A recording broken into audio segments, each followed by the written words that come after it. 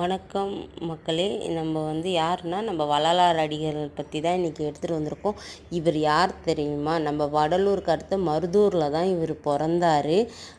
இது ஈஸியான ரூட்டு தான். நம்ம போனரி வந்துட்டாலே வள்ளூர் பஸ்ஸில் ஏறினாலே நேராக நம்ம வடலூர் போய் இறங்கிடலாம். மாத பூசமும் நடக்கும். நம்ம தை மாதம் நடக்குதான் பெரிய பூஜை, அது தைப்பூசம்னு சொல்லிட்டு அது. ஏன்னா அவர் ஒரு முருகர் பக்தர்.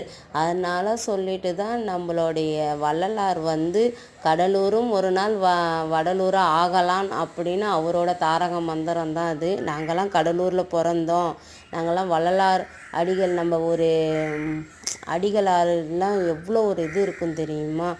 அவருடைய அருள் அவ்வளோ. அந்த இடத்துக்கு போனாலே ஒரு அமைதி பெறும். எப்படி நீங்கள் என்ன வேணாலும் சொல்லுங்கள், அமைதி பெறும். அவரோட இடத்துல அந்த மண்ணை மிதித்து ஒரு அரை மணி நேரம் அந்த ஜோதியை பார்க்கக்குள்ள நம்மளுக்கு அமைதியாக இருக்கும் மனசு எல்லாமே.